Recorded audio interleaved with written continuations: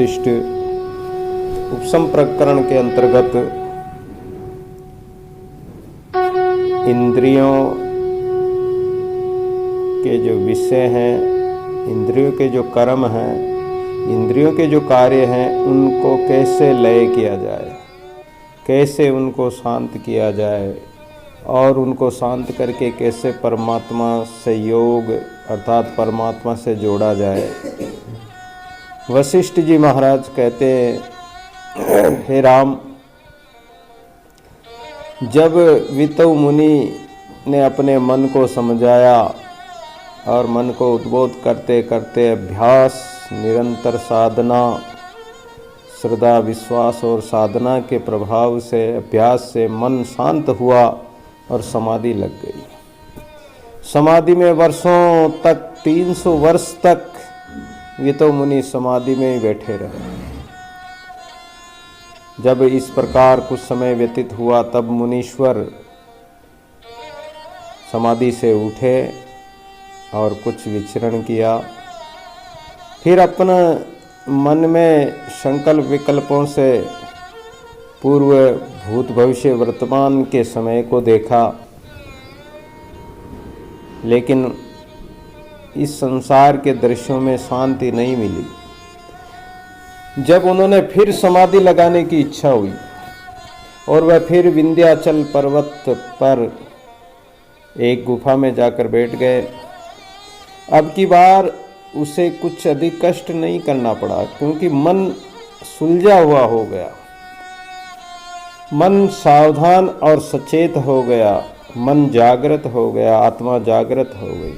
तो अब अभ्यास तो हो ही चुका था, अब उनको ज़्यादा अभ्यास या कष्ट उठाने की जरूरत नहीं पड़ी। उससे बहुत कुछ ज्ञात हो गया और इंद्रियां मर चुकी, अर्थात इंद्रियां वश में हो गई। किंतु समाधि में बैठते ही उसने मन और इंद्रियों से कहा कि हे इंद्रियों, देखो, मैं तुम्हें पहले से ही ध्वंस कर चुका हूँ। मन मृतक भया इंद्रिय अपने हाथ, तो भी कदे न कीजिए कन कामिनी साथ। तो इंद्रियों को समझा रहे हैं कि मैंने तुम्हें मार तो दिया,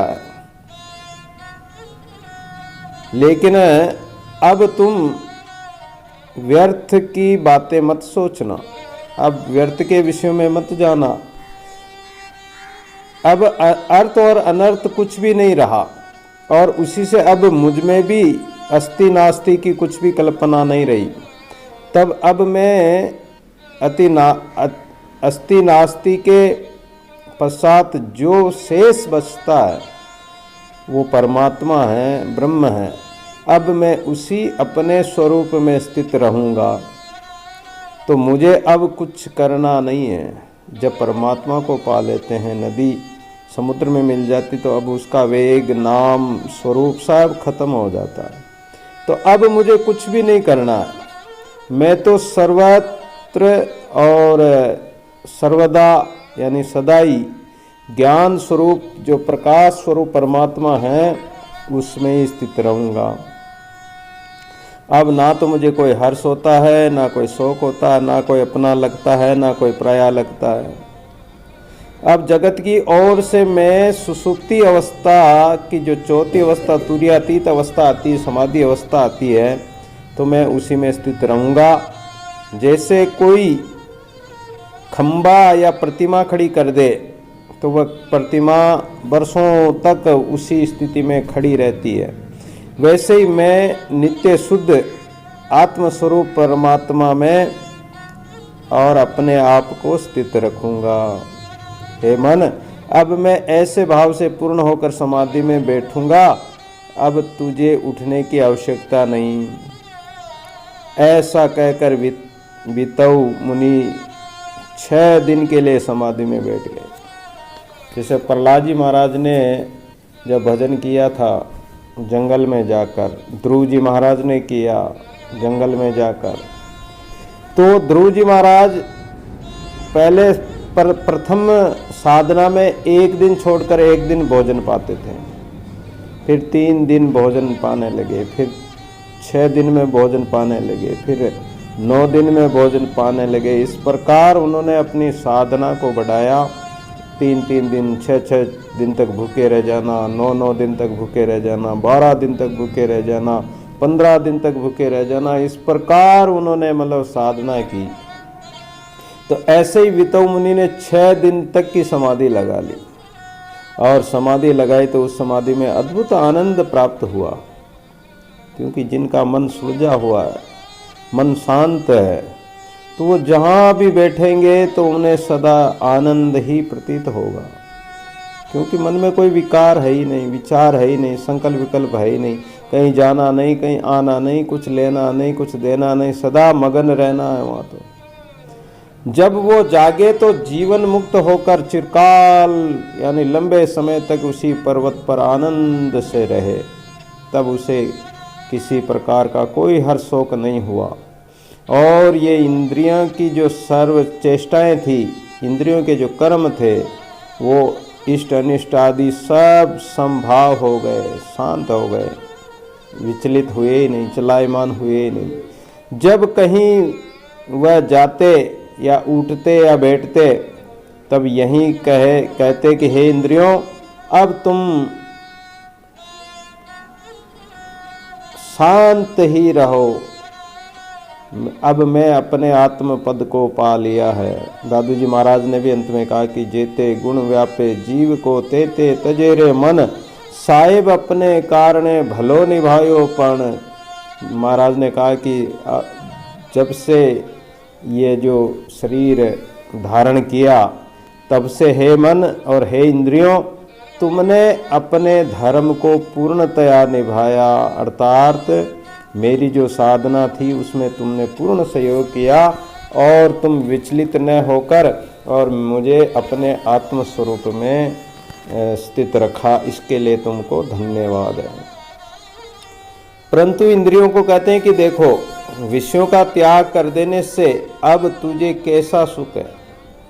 अब बात भी सही है कि विषयों का त्याग करते ही परम सुख, आत्म यानी परमानंद प्राप्त हो जाता है। और पहले जब कितना दौड़ भाग करनी पड़ती थी, परंतु अब विचार करके देखते हैं तो वो सारे भ्रम थे, उनको हमने त्याग दिए।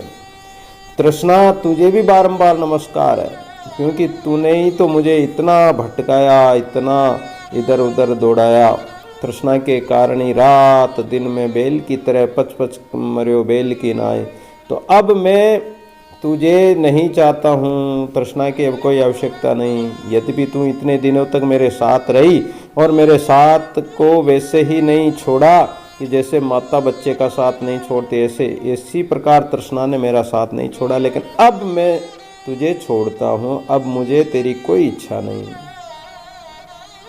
तूने स्वयं ही अपने का नाश किया है, इसलिए मेरा तुझको नमस्कार है। फिर हे दुख, दुख को भी कह रहे हैं कि मैं तुझको इसलिए भी नमस्कार करता हूँ कि यदि तुम मुझे इतना कष्ट नहीं देता तो मैं सावधान नहीं होता। सुख में कोई सुमिरन नहीं करता, लेकिन जब दुख पड़ता, जब परमात्मा का, सभी परमात्मा को याद करते हैं, हे भगवान, हे राम, सब याद करते हैं, तो दुख को भी याद कर रहे हैं कि ये दुख तूने मुझे जो कष्ट दिया, जिसके कारण मैं जागृत हुआ और परमात्मा की ओर बढ़ा, तो तुझको देखकर ही तो मेरे मन में आत्मपद की इच्छा उत्पन्न हुई। तेरे प्रमाद से ही तो मैं शीतल पदवी को प्राप्त हुआ हूँ। हे दुख, तू तो दुख ही था, परंतु तुझे तो शीतलता को प्राप्त करा दिया, अर्थात मुझे तो शीतलता मिली गई। परंतु अब जा, तेरा कल्याण हो। हे मित्र, क्या करोगे? ये संसार ही ऐसा एहसार है कि जब जिसका संयोग होता है तब तक उसके साथ रहना होता है, और जब वियोग होता है तो छोड़ के जाना पड़ता है। तो तूने मेरा बड़ा उपकार किया, इसलिए हे मित्र, तूने अपना नाश करके भी, जैसे कोई निंदा करता है किसी की, तो निंदा करने वाला अपना स्वयं का ही नाश करता है, लेकिन निंदा जिसकी करता है उसको तो शुद्ध कर देता है। तो इसलिए मैंने जो है तुझे भी अब छोड़ दिया, अब तेरी कोई आवश्यकता नहीं, अब मेरा तेरा कोई साथ नहीं है। हे दुष्कृत रूप सुकृतो, तुमको मेरा नमस्कार है। आओ, तुमने मेरा बड़ा उपकार किया, इसलिए तुम्हारे ही जैसा था कि मुझे घोर नरक से निकाल कर बाहर कर दिया। हे दुष्कर्मों, तुम भी क्या करो, अब तुम्हारी भी क्या आवश्यकता है। ये युवावस्था इस समस्त विक्रमों की जड़ है, यानी पाप कर्मों की जड़ ये युवावस्था है। इसमें ही विकार होते हैं और वही समस्त दुख रूपी फलों को उत्पन्न करता है। इससे है युवावस्था, तुझको भी नमस्कार है, अब तू भी जा। हे मोह, अब तुझे भी मेरी ओर से नमस्कार है। अब तक जो मेरे साथ बंधा था, इसी से नाना प्रकार के दुख भोगता था और तू इतना भय दिखलाता था, परंतु अब तुझे नमस्कार है, अब तू भी जा। और हे पर्वत की गुफा, हे बुद्धि, हे विवेक, हे दंड, तुम्बा इत्यादि सब को उन्होंने त्याग दिया कि अब मुझे किसी की आवश्यकता नहीं है। अब तुम सभी मेरे पास से चले जाओ, मैं तुम सबको एक साथ ही नमस्कार करता हूँ। जाओ, तुम सबने मेरा बड़ा उपकार किया, परंतु अब मैं तुमको नहीं चाहता हूँ। हे ज्ञान, अब मुझे तुम्हारी भी आवश्यकता नहीं है। जो ये ज्ञान होता है ना संसार का या शास्त्रों का, ये ज्ञान भी आगे पहुंचा सकता, मंजिल तक पहुंचा सकता, लेकिन ये भी मंजिल नहीं है। ये ज्ञान भी छोड़ना पड़ता है, ये संबंध भी छोड़ने पड़ते हैं, ये शरीर भी छोड़ना पड़ता है, सुख दुख हानि लाभ हर्ष शोक इत्यादि सब का त्याग करना पड़ता है। क्योंकि अब तुमने मुझे वह परम पद प्रदान कर दिया है कि जिसकी मुझे इच्छा थी, सो अब तुम भी जाओ, तुमको भी मेरा नमस्कार है। हे संसार के सर्व व्यवहारी, यानी जो व्यवहार मैंने किया है उनको भी छोड़ दिया है, उनको भी नमस्कार कर रहे हैं। इंद्रियों को भी भेज दिया है, मन को भी नमस्कार कर रहे हैं कि तू बहुत दिनों तक मेरे साथ रहा, लेकिन अब साथ छूट रहा है। ये संसार ही ऐसा है, क्योंकि इसमें संयोग और वियोग तो होता ही रहता है। इसी नियम से अब हमारा तुम्हारा साथ नहीं है और अब नेत्रों की ज्योति सूर्यमंडल में जाकर लीन हो जाएगी और अब घ्राण इंद्रिय, जो हमारे जो नाक जिसको घ्राण इंद्रिय बोलते हैं, ये भी पृथ्वी में अपने अपने तत्व में समा जाएगी।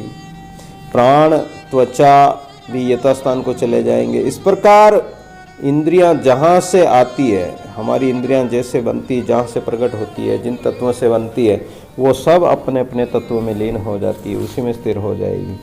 तब जो काष्ठ के जलने से अग्नि शांत हो जाती है। जैसे काष्ठ लकड़ी होती है, लकड़ी में कितना वजन होता है, कितनी भारी होती है, कठोर होती है, लेकिन अग्नि उसको जलाकर एकदम शांत कर देती, राख कर देती, हल्का कर देती है, वो राख हवा में भी उड़ सकती है, ऐसा बना देती है। ऐसे ही ज्ञानी महापुरुष का जो विरह अग्नि में जलने से उनका शरीर सूक्ष्म हो जाता है, उनके जो स्थूल शरीर के जो तत्व होते हैं, स्थूल तत्व होते हैं, वो सब शांत हो जाते हैं, सूक्ष्म हो जाते हैं, तो ये सब शांत हो जाएंगे। वशिष्ठ बोले कि हे राम, जब इस प्रकार उसने मन और इंद्रियों को वश में करके समाधि लगाई, तो जो ही उसके प्राण अपान स्थित हुए कि त्यों ही उसने प्रणव का उच्चारण किया। और प्राण अपान, हमारे जो प्राण चलते हैं, श्वास चलते हैं, ये श्वास जो चलते हैं, कभी सूर्य स्वर चलता है, कभी चंद्र स्वर चलता है। तो इन श्वासों में भी सम अवस्था आ जाए, यानी श्वास एकदम सम चलने लग जाए, बहुत धीमे चलने लग जाए। समाधि अवस्था में ऐसा ही होता है, सूक्ष्म हो जाते हैं प्राण। अपान स्थित हुए त्यों ही प्रणव का उच्चारण किया। ओंकार, प्रणव ओंकार को कहते हैं। तो ओंकार का जो ही उच्चारण किया, ओंकार क्या परमात्मा का स्वरूप है, और उस स्वरूप का स्मरण करते उच्चारण करते पंच भूमिका को प्राप्त हो गए। जो ज्ञान की सप्त भूमिकाएं होती है, उन शुभ कर्मों के कारण और वितेषणा लोकेशना इत्यादि सब का नाश होकर जो पांचवी भूमि है, उस असंसक्त भूमि में जाकर समाहित हो जाते हैं। अर्थात कोई आसक्ति नहीं, कोई राग नहीं, और फिर तो उसके सारे क्षोभ नष्ट हो गए और वह संकल्प रहित होकर ऐसे ही प्रकाशमान स्थित हुआ कि जैसे चिंतामणि अपने प्रकाश में स्थित होती है। मणि होती है तो उसका प्रकाश कभी खत्म नहीं होता, वो ज्यों का त्यों रहता है। जैसे पूर्णिमा का चंद्रमा अपने आप में परिपूर्ण हो जाता है पूर्णिमा को, ऐसे ही वो परिपूर्ण हो गए।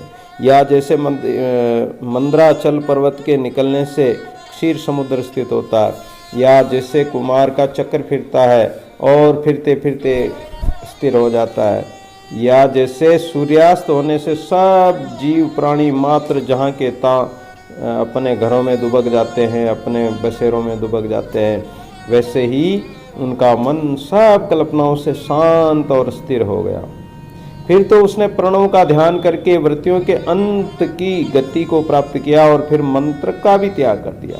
वहाँ फिर मंत्र शब्द जो साधना, जो जब परिपक्व अवस्था आती है, पूर्ण साधना की पूर्णता आती है, तो वहाँ ना तो ओंकार का ध्यान करना है, ना कोई मंत्र का जाप करना। कबीर कर से माला ना जपू, मुख से कहूँ न राम, साईं मेरा सुमिरन करे मैं पायो विश्राम। फिर वहाँ न तो माला की जरूरत होती है, ना मंदिर की जरूरत होती है, ना दिखावे की जरूरत होती है, ना मंत्र की जरूरत होती है। शब्द, क्योंकि मंत्र में तो शब्द है और शब्द जो है बोले जाते हैं और वो मुख से बोले जाते हैं, तो जो शब्द ब्रह्म है वो मुख का विषय नहीं, वो वाणी का विषय नहीं है, इसलिए वहाँ मंत्र शब्दों की भी आवश्यकता नहीं रहती।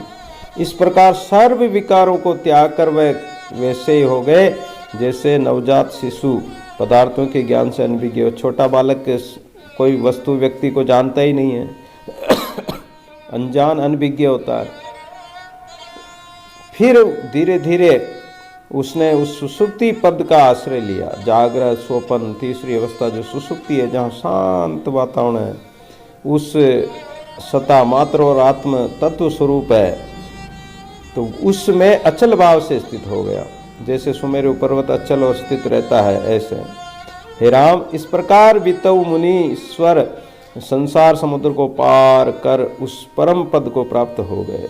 इस प्रकार ये भवसागर पार होता है या संसार पार होता है। इतनी साधना, इतना अभ्यास और रोज नित्य सत्संग और उन शब्दों का विचार करने से ही ये परम पद को प्राप्त हो गए, जो कि पद पा जाने से फिर आवागमन नहीं होता, जन्म मरण नहीं होता, तो वह सर्वथा ही परम शांत उपशम और आनंद पद कहा जाता है। फिर तो जैसे समुद्र में पड़ी हुई बूंद भी समुद्र हो जाती, बूंद समानी समुद्र में कबीर भी कहते हैं, तो इस प्रकार समुद्र में समा जाते हैं। वैसे ही ब्रह्म रूपी समुद्र में पड़कर वह भी ब्रह्म रूपी हो जाते हैं। जीव ब्रह्म सेवा करे ब्रह्म बराबर होई, दादू जाने ब्रह्म को ब्रह्म श्री का सोई, उसका स्वरूप हो जाते हैं। कौन पटन दर दीजिए दूजा नाई कोई, राम श्री का राम है सुमिरिया सुख होई। उस परमात्मा का सुमिरन करने से उसी का रूप होकर उसी में मिल जाते हैं। ये जो वितौ आख्यान मैंने तुमको सुनाया है वह अनंत विचारों से ओतप्रोत है। हम इसको विचार कर सिद्ध अवस्था को, सार अवस्था को प्राप्त कर सकते हैं, और उसके प्राप्त होने से ये जो जगत का जो चिंतन है, जगत की चिंता है, दृश्यों का जो दिखना है, ये सब सर्वथा शांत आत्मा हो जाओगे। ऐसा विचार करोगे तो हे राम, ज्ञान से ही मुक्ति प्राप्ति होती है। ज्ञान ही सर्व दुखों का नाश करने वाला है। ज्ञान ही से मनुष्य को परम सिद्धता प्राप्त होती है। पाने योग्य वस्तु वही है और उसी से सर्व दुखों का अभाव होता है। वितौ मुनीश्वर ने ज्ञान से ही इस मन को शांत किया था, इस मन का चूर्ण किया था। इस मन के जो उभरने पर, इसके बार बार उठने पर इसको चूर्ण किया अर्थात शांत किया। ज्ञान से ही वितौ के संकल्प नष्ट हुए। हे राम, ये जो दुख है सब मन से ही होता है। मन के शांत होने से, उपशम होने से ही जगत अनुभव रूप हो जाता है, क्योंकि मन ही जगत रूप है और मैं, तुम और वह वितौ भी मन स्वरूपी है। इसी से ज्ञानी जन मन की आशा को त्याग कर केवल चिदानंद, जो सच्चिदानंद परमात्मा आत्म तत्व है, उसी में स्थिर हो जाते हैं। तब उनके राग द्वेष आदि सब विकार आप ही नष्ट हो जाते हैं। हे राम, तुम भी वैसे ही हो जाओ जैसे वितौ मुनीश्वर हो गए। दुख सुख और कर्म आत्मा को स्पर्श नहीं करते हैं, क्योंकि आत्मा तो शांत है, विकारों से रहित है, तो उनको कोई स्पर्श नहीं कर सकते। लेकिन ये मन जो है, यही ये सुख दुख में पड़ता है। आत्मा तो सर्व सर्वत्र है, सर्वज्ञ है, अजर है, अविनाशी है, फिर तुम किस लिए शोकान्वित होते हो? राम जी जब पहले शोक में व्याकुल थे और दुखी हो रहे थे, उन्हीं को तो वशिष्ठ जी महाराज ये ज्ञान सुना रहे हैं। राम जी को तो क्या शोक होना, राम जी को क्या विकार आना, लेकिन हम अज्ञानी जीवों के लिए राम जी का माध्यम बनाकर और वशिष्ठ जी महाराज इस ज्ञान को हम अज्ञानियों का कल्याण करने के लिए ही सुना रहे हैं। तो वितो मुनि के समान ऐसे कितने ही विदित वेद होकर पृथ्वी पर हो गए हैं, विचरते हैं, कभी हर्ष शोक में पड़ते हैं, लेकिन जो वितो मुनि के समान हो गए वो हर शोक से परे हो गए। जैसे बंदर और श्रृंगाल सींग के वशीभूत नहीं होते हैं, वैसे ही जीवन मुक्त पुरुष विकारों से सर्वथा ही रहित होते हैं। जैसे बंदर होता है, श्रृंगाल होता है, ये शेर के वश में नहीं होते, क्योंकि बंदर पेड़ पर चढ़ जाता है, श्रृंगाल भाग जाता है। तो इस प्रकार जीवन मुक्त महापुरुष भी विकारों के वश में नहीं होते हैं। राम जी ने पूछा कि हे भगवान, आपने कहा कि जीवन मुक्त पुरुष देखने में तो शक्तिहीन होते हैं, किंतु वे आकाश गमन भी कर सकते हैं, आकाश में भी उड़ सकते हैं। इस प्रकार जहाँ चाहते हैं जहाँ जा सकते हैं। सुरती रूप शरीर का पीव के पर से होय दादू, तन मन एक रस सुमिरन कहिए सोई। ऐसा सुमिरन करते हैं कि सुरती रूप शरीर से वो कहीं भी जा सकते हैं, उड़ सकते हैं। तो उनमें उड़ने की शक्ति कैसे आ जाती है? वशिष्ठ जी महाराज उत्तर देते हैं कि हे राम, ये अनुधोत शक्तियाँ योग बल से आती है, साधना के बल से आती है, सुमरण के बल से आती है, और तपस्यादि कर्म की शक्तियाँ। गुप्त हो जाना, जैसे कई ऐसे उदाहरण आते हैं संत महापुरुषों के कि यहाँ सामने खड़े खड़े ही गुप्त हो जाना, गायब हो जाना, और कहीं के कहीं जाकर प्रकट हो जाना। दादू जी महाराज के सामने भी एक बार भोग आया, उनके शिष्य ने बाजरे का जो भोग आया तो वो महाराज के पास भेजा, आमेर में प्रकट हो गया, और फिर महाराज ने भोग लगाकर, भगवान को भोग लगाकर वापस भेजा तो वो गायब हो गया। इसी प्रकार दादू जी महाराज आमेर में विराजे हुए ही समुद्र में डूबते हुए जहाज को तार दिया, दूसरा रूप शरीर बनाकर जहाज को तार दिया। या कहीं से प्रकट हो जाना, कहीं गायब हो जाना, ये संत महापुरुषों में अद्भुत शक्ति होती है साधना से। तो जो द्रव्य क्रिया और काल को यथाक्रम से साधन करता है उसको वह शक्ति प्राप्त हो जाती है, किंतु ज्ञान से यह शक्ति नहीं मिलती। ज्ञान से तो जानकारी मिल जाती है। आत्मज्ञानी को आत्मज्ञान ही प्राप्त होता है, वह आत्मज्ञान में ही तृप्त रहता है और सिद्धियों की ओर नहीं जाता, क्योंकि सिद्धियां भी अविद्या रूप है, इसी से वह इनमें नहीं फंसता है। परंतु जो अज्ञानी है वह सिद्धता के लिए ही पदार्थों की साधना करता है। हे राम, साधना ही सब कुछ है। साधन करने से इंद्रादिक का ऐश्वर्य प्राप्त हो जाता है, परंतु वह शक्ति ज्ञान की नहीं है, द्रव्य की शक्ति है, और वह अविद्या रूप अज्ञानी ही इनकी ओर जाते हैं।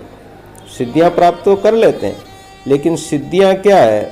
सिद्धियां ठगने वाली है, सिद्धियां आगे नहीं बढ़ने देती है।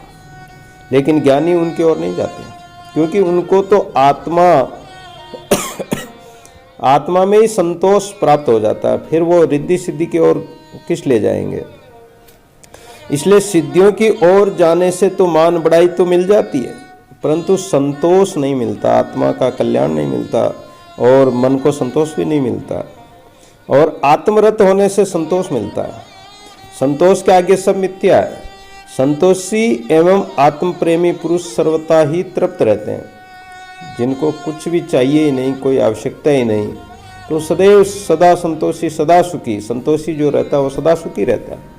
लेकिन ज्ञान जो साधना करने वाले हैं, रिद्धि सिद्धियों के चक्कर में रात दिन दौड़ते रहते हैं, उन सिद्धियों की प्राप्ति में यत्न करते रहते हैं, उससे ज्ञानी को, संतोषी को कभी राग नहीं होता।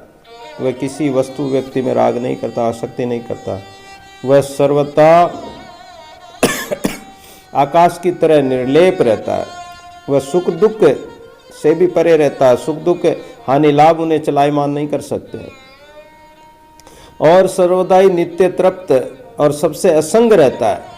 असंग अर्थात उनके संग में बंधता नहीं है, उसको जीवन मरण की वृत्ति भी नहीं व्यापती है, वह सब में समभाव रखता है, प्राणी मात्र में परमात्मा को देखता है, कभी दुखी नहीं होता है। समुद्र में जैसे नदियाँ प्रवेश करती है तो समुद्र अपनी मर्यादा को नहीं छोड़ते हैं, इतनी नदियाँ मिलती तो उसमें तो वो बाढ़ आ जानी चाहिए, लेकिन नहीं आती, वो अपनी मर्यादा में स्थित रहता है और कभी मुक्त नहीं होता, अपनी मर्यादा को नहीं छोड़ता। उससे जो कुछ प्राप्त होता है वह सब कुछ आत्मा में ही अर्पित करता है और उसमें अपना अर्थ नहीं रखता, अपना स्वार्थ नहीं रखता है। उसको किसी का आश्रय नहीं होता, आसरा या आशय या कोई लेना देना नहीं रहता, वो तो सदैव अपने स्वरूप में स्थित रहता है। परंतु ये उड़ने आदि की शक्तियां तो योग क्रिया की एक अल्प युक्ति है। योग का एक गुटका होता है कि जिसे मुख में रखकर योगी जहाँ चाहे चला जावे और जो चाहे कर लेवे। वह मंत्र की एक ऐसी शक्ति होती है, वह द्रव्य का ही एक ऐसा गुण होता है कि वो सिद्धियां कहलाती है और वह सिद्धियों के प्रभाव से इधर उधर वो उड़ सकता है, जा सकता है कहीं से कहीं। जैसे ये सरल वार्ता है कि मारक द्रव्य मारण की और मद द्रव्य से मत करने की और अमृत रूप औषधि आदि में जीवित करने की शक्ति वर्तमान रहती है। जैसे कोई जहर है, अब जहर में शक्ति तो है ही है, उस जहर को अगर किसी को दे दो तो वो मारने का काम तो करेगा ही। कोई द्रव्य है मद, जैसे मदिरा है, उसको पिएंगे तो उसका मद तो चढ़ेगा ही।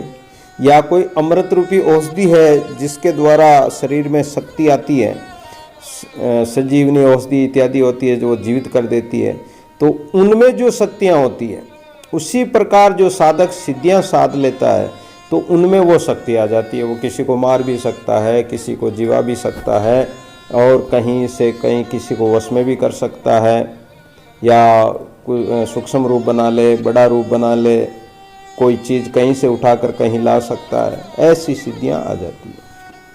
लेकिन ये शक्तियां हैं और ये साधना से शक्तियां तो प्राप्त होती है, पर ये शक्तियां का उपयोग सदुपयोग तो ठीक है, लेकिन दुरुपयोग होने से साधना की शक्ति भी नष्ट होती है, साधन भजन खत्म होता है। तो ये शक्तियां क्रिया से सिद्धि और ये गुण सिद्धियां प्राप्त हो जाती है और इस प्रकार जो गुण होता है वह वैसा ही कर दिखलाता है। तब ये शक्ति कोई मान शक्ति नहीं हुई। इसी कारण दादू जी महाराज के पास कई सिद्ध महापुरुष आए, बोले महाराज हम तो सिद्धि की शक्ति से काबुल में दौड़ रहे घोड़ों को देख रहे हैं। महाराज ने कहा कि ये तो अधूरी है। बोले बताओ कि कौन सा घोड़ा आगे दौड़ रहा और उसके कान का क्या रंग है, नहीं बता सके वो सिद्ध, तो उनकी सिद्धि शक्तियाँ क्या काम आई। अरे बोले महाराज हम सूक्ष्म रूप बनाकर दरार में होकर आ गए। बोले ऐसे तो चींटियाँ भी आ सकती है, ऐसी सिद्धियों से क्या फायदा है। चींटियाँ जिस दरार में घुस सकती उसमें तुम घुस गए तो कौन सी बड़ाई कर ली तुमने, तो वो अपने आप ही शांत हो गए। तो ये सिद्धियाँ गिराने वाली है, इसलिए तुम तो सदैव अपने आत्मा में तृप्त रहो। ये उड़ने आदि की क्रिया उस युक्ति के साधन से प्राप्त होती, परंतु ज्ञानी तो सर्वदा ही तृप्त रहता है और उसे इष्ट अनिष्ट कुछ भी कल्पना नहीं होती है। इतना सुनकर राम जी ने पूछा कि हे भगवान, जब वितो मुनि 3 सहस्त्र यानी 300 वर्ष तक पत्थर की तरह समाधि में स्थित रहे, तब फिर उनको बाहर निकलने की इच्छा कैसे हुई। वशिष्ठ ने उत्तर दिया कि राम, जब जिस पदार्थ में चित्त लगता है तब वही पदार्थ प्रकट हो जाता है। पदार्थों में वह शक्ति स्वभावतः ही विद्यमान रहती है और चाहे कितने भी वर्ष क्यों न व्यतीत हो जाए, समाधि के बल से उसका शरीर फिर ज्यों का त्यों हो जाता है। समाधि में हजारों वर्षों तक रहने के बाद भी उसका शरीर क्षीण नहीं होता है, कमज़ोर नहीं होता है। समाधि से उठे ज्यों का त्यों वापिस वैसा ही बलवान शक्ति वाला हो जाता है, क्योंकि चित्त जिस पदार्थ में लगता है उसी का रूप बन जाता है। चित्त जिसका चिंतन करता वही हो जाता है।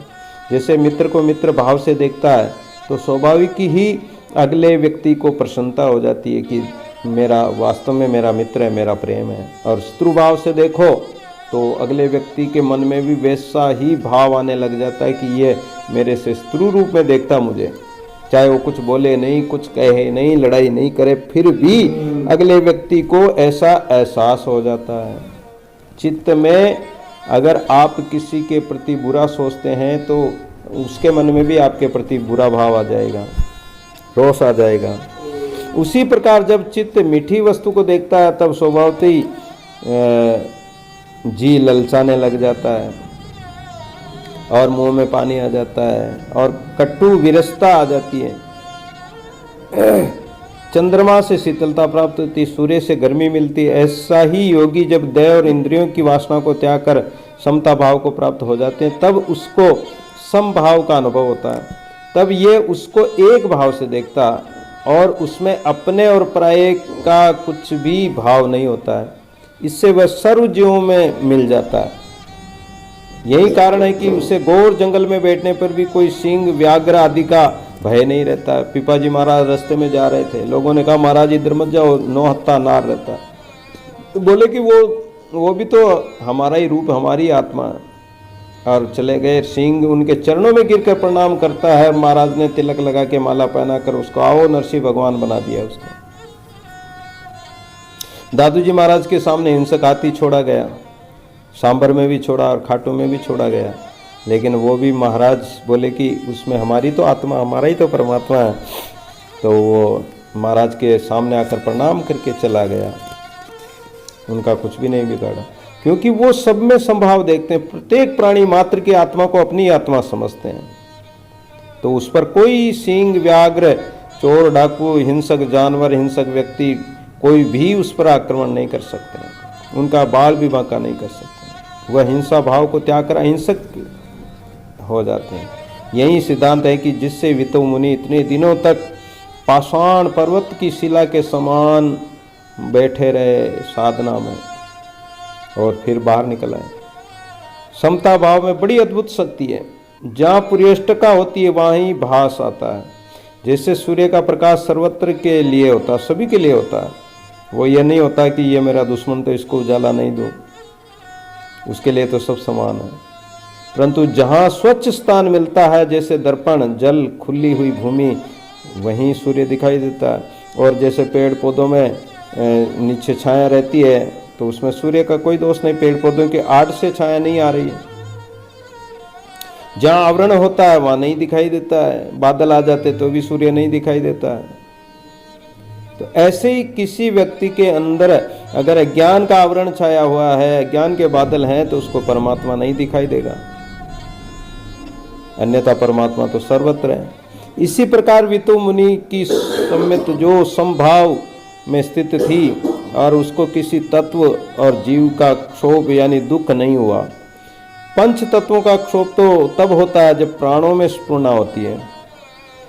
5 तत्व जो है, पंच क्लेश है, ये तत्वों के क्लेश कब होते हैं कि जब हमारा उनमें आसक्ति होती है और जब हमारे प्राण ही उनमें लिपायमान नहीं है, हमारे प्राण ही सूक्ष्म होकर परमात्मा में मिल गए, तो फिर दुख किस बात का होगा।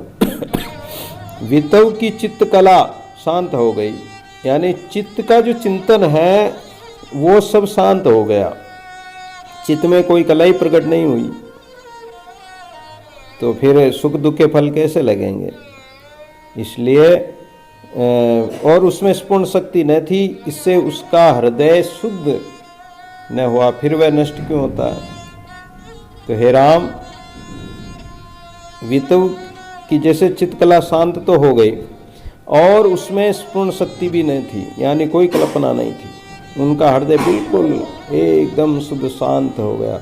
हे राम, योगी के शरीर को वज्र भी चूर्ण नहीं कर सकता, यानी अगर उस पर कोई वज्र भी पटक दे, शिला भी पटक दे, तो योगी को कोई मार नहीं सकता। दादू जी महाराज को मारने के लिए एक संतोष नाथ नाम का एक जो साधु था, उसने महाराज को मारने के लिए एक शिला छोड़ी, लेकिन वो भी उनका कुछ नहीं बिगाड़ सकी। और उसी शिला पर जिस पर बैठा हुआ था वो शिला सहित वो उड़ गया और उल्टा लटक गया। तब दादू जी महाराज ने उसको नीचे उतारा। टीला जी महाराज और दादू जी महाराज जा रहे थे, उस समय की ये घटना थी।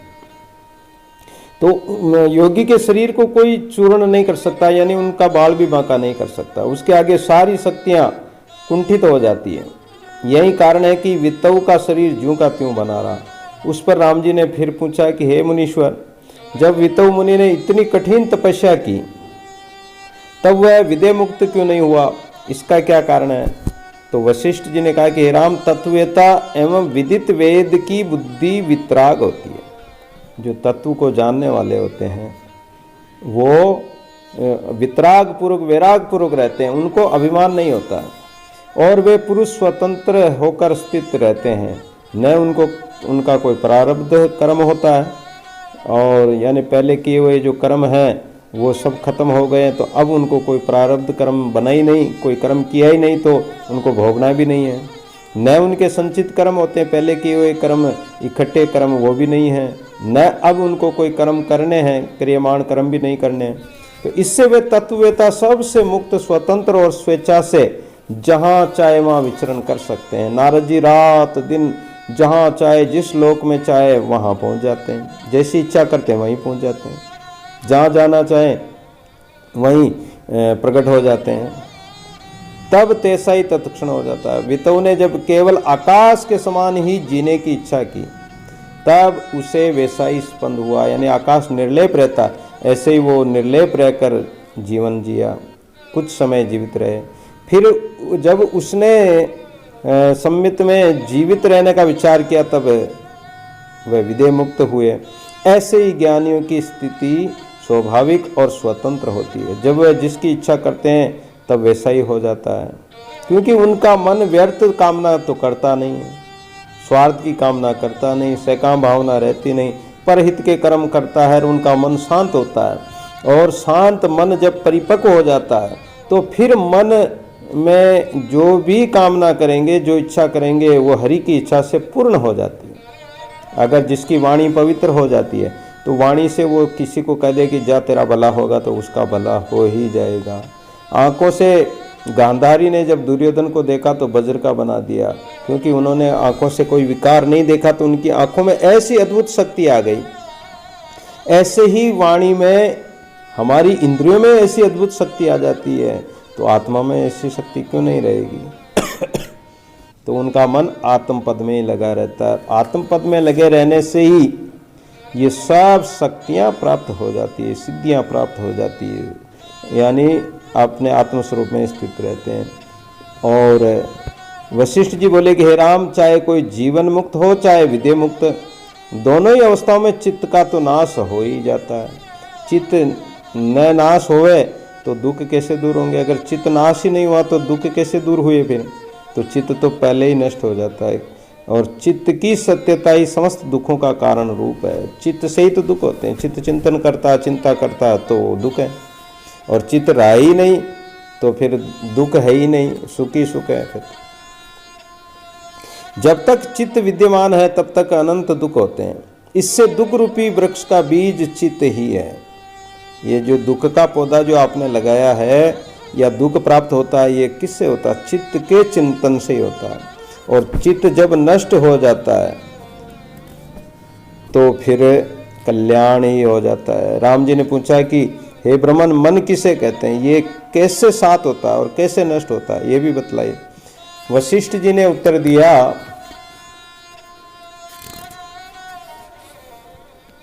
हे प्रश्नवेताओं में श्रेष्ठ राम, चित्त का लक्षण तो मैं तुम्हें पहले ही बतला चुका हूँ, परंतु अब ये सुनो कि चित्त मृतक का क्या लक्षण है। देखो, जो सुख और दुख को दशा में धैर्यवान रहता है, जीवन में सुख दुख सबको आते हैं, लेकिन उस दशा में धैर्यता रखे, धीरजता रखे और अपने स्वरूप से विचलित नहीं हो, तो वह मृतक चित्त कहलाता है। सुख दुख सबको आते हैं, लेकिन जिसका चित्त शांत हो गया, मृतक हो गया, तो उसमें सुख दुख आएंगे लेकिन वो शांत रहते हैं।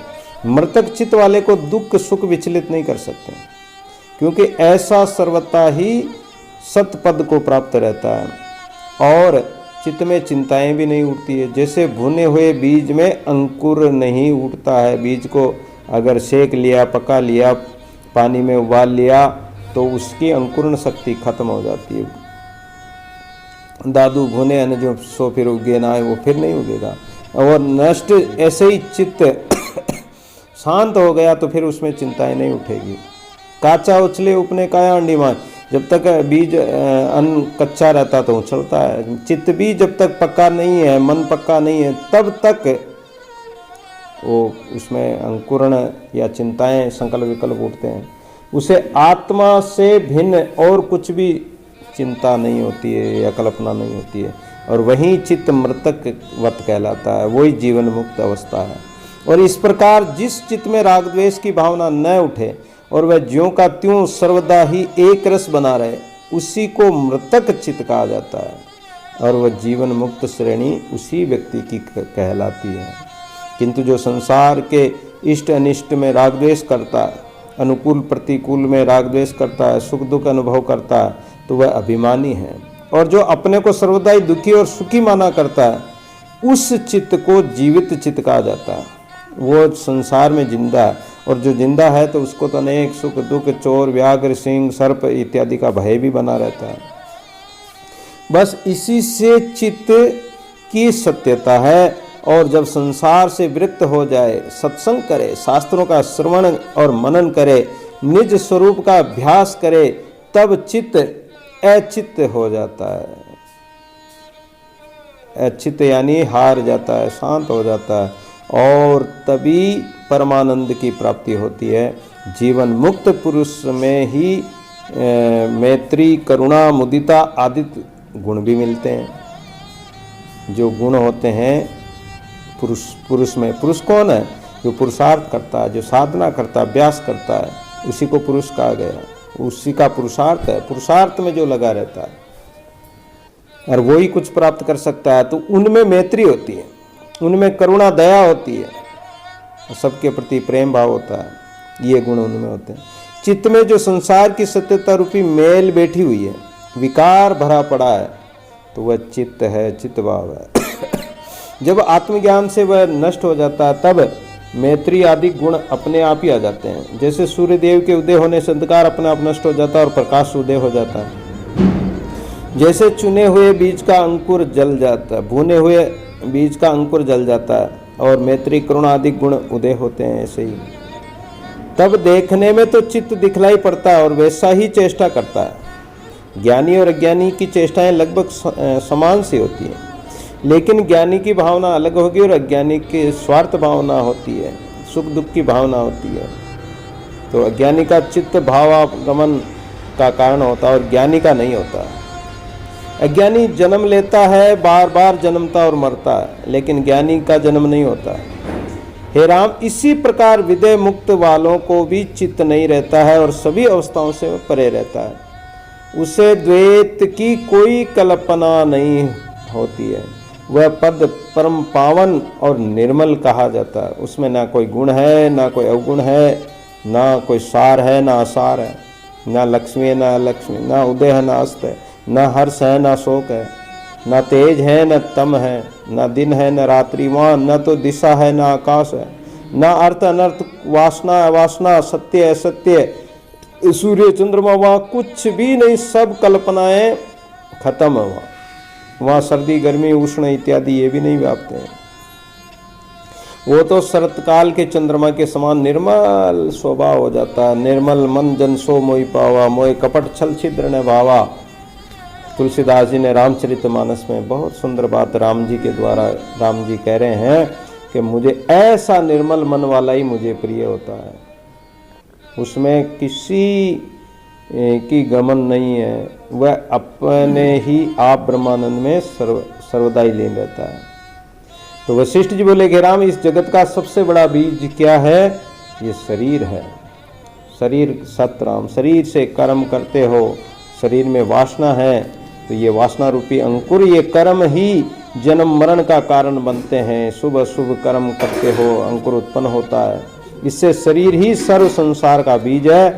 तब जैसे संसार का बीज शरीर है, वैसे शरीर का बीज चित्त है, और उसमें सात्विक रजोगुण तमोगुण रूपी शाखाएं लगी हुई है।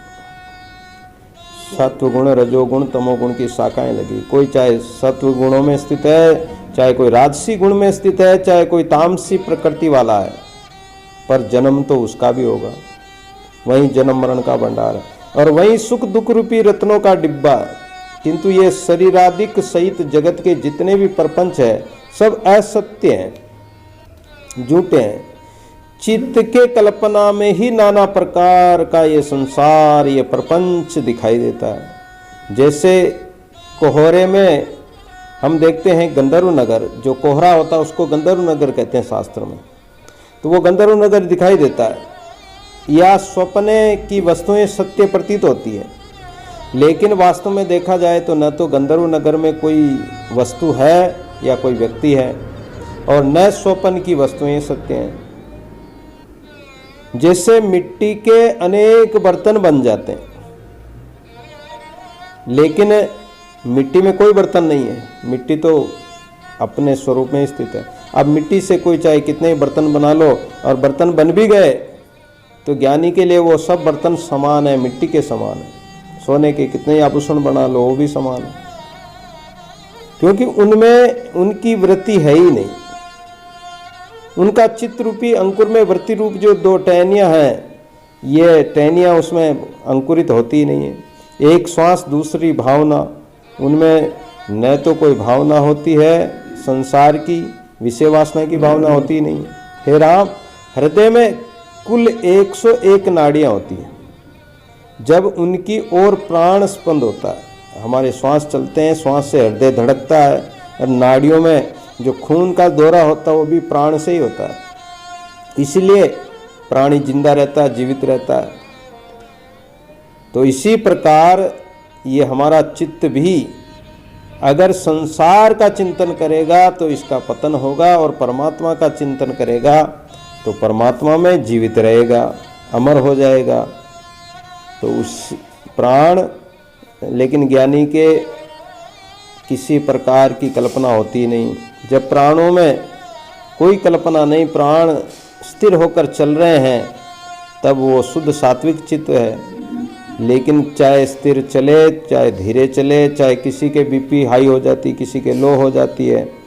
अब किसी का जो श्वास तेज चलने लगता है, किसी का धीरे चल रहा है, पर मरना तो सभी को है, अमर कोई नहीं है। अमर तो वही होगा जो अपने प्राणों को, अपने श्वासों को परमात्मा में लगा देता है, अपने चित्त को परमात्मा से जोड़ देता है, परमात्मा से जुड़ जाता है। सात्विक भाव में स्थित रहकर और सत्कर्म करते हुए अंतर्मुख वृत्ति द्वारा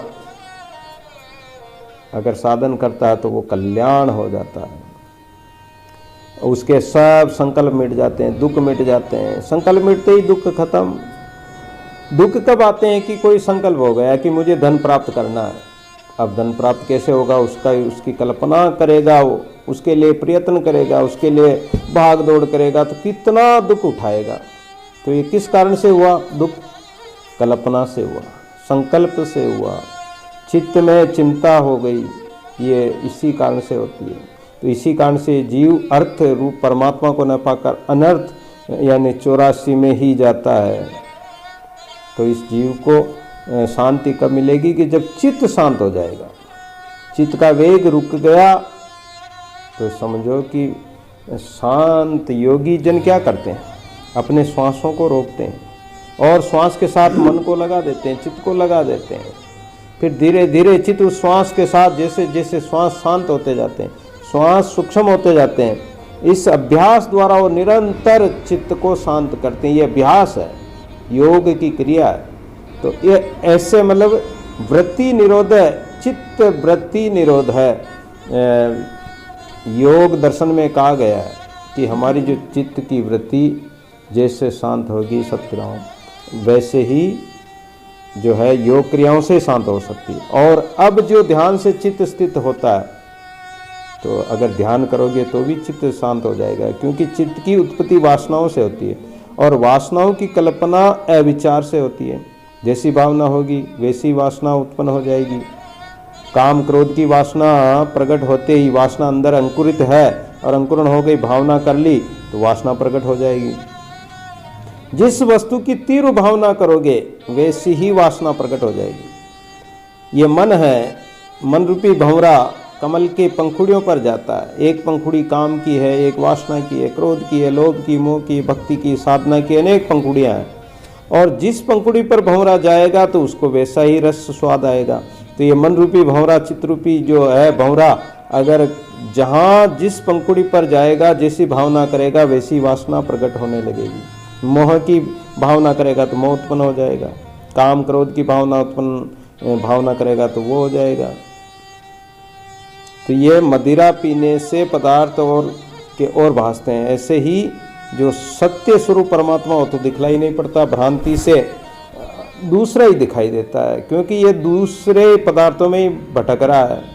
वैसे ही मूर्खों को वासना के अनुसार ही जगत के पदार्थ अच्छे लगते हैं।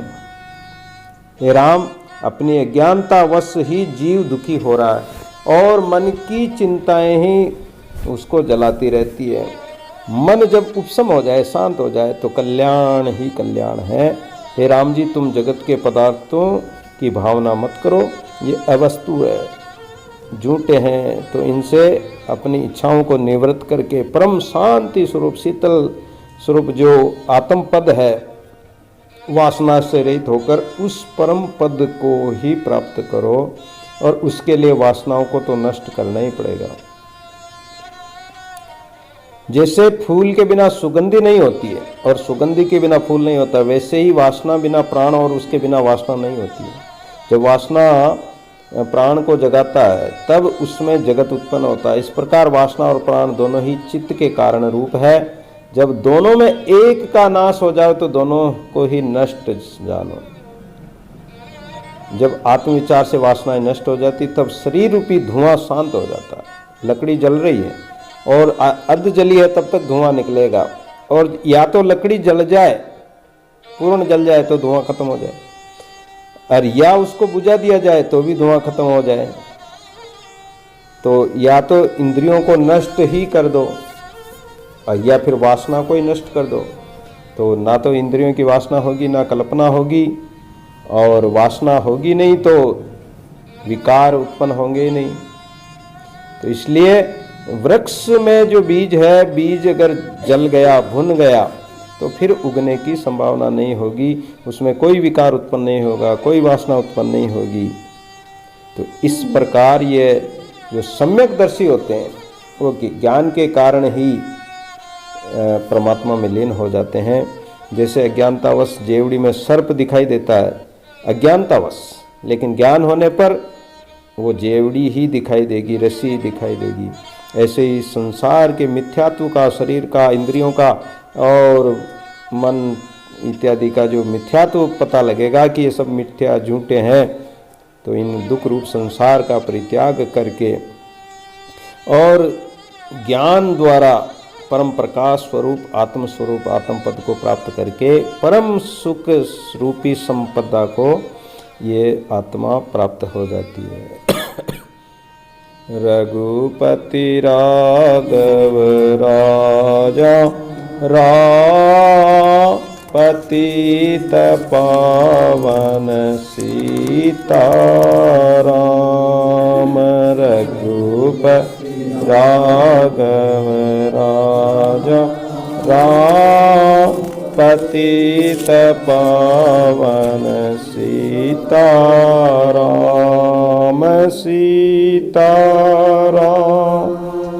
सीताराम